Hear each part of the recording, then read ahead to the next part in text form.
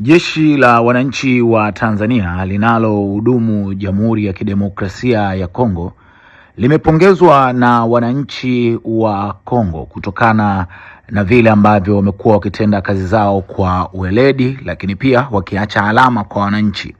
Na wananchi hao waishio katika mji wa Beni Maviva hapa wanazungumza. Mimi kwangu kwanza nafurahi na ninashukuru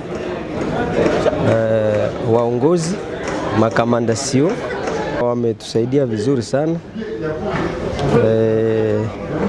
Tumefanya zaidi ya miaka 3 tumekuwa ndani ya usalama mzuri, na hata kwa leo tumepitiza sherehe 2, yani ya Christmas na mwaka mpya, yote tumeipitiza vizuri na ulinzi mzuri ambao tunalindwa na wale wa askari zetu wa Tanzania.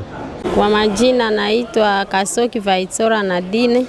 Wametufundisha kazi za kushona nguo, kazi za kupanda mlimo, zile mboga ndogo ndogo, yote wametufundisha. Tumejua jinsi ya kujitegemea kupitia wale wa mama. Kwa majina naitwa Dasis Kibondo, mimi ni mkaaji wa Wicha, nimetokea Wicha kunako Beni Territory. Kupitia hawa wanawake na hata kama kuna mtu mwanamke ambaye anaweza kuonana na MONUSCO kutoka huko Tanzania, kama hawezi kuonana nao, anaweza kupitia wanawake hawa wa jeshi wa Tanzania zidi waweze kusaidiana na kuwaonesha na kuweza kutosha shida yao, kuweza kuwasaidia kushida ambao wao wanaweza kuwa nayo. Ushirikiano uliopo kati ya vikundi hivi pamoja na wananchi, lakini pia mafunzo mbalimbali ambayo yalitolewa kabla ya kuja kwenye kutekeleza jukumu yaliwafanya vikundi vyetu viwe na uwezo mzuri wa kuweza kutekeleza majukumu na hivyo kuonyesha kwamba vinafanya sawa.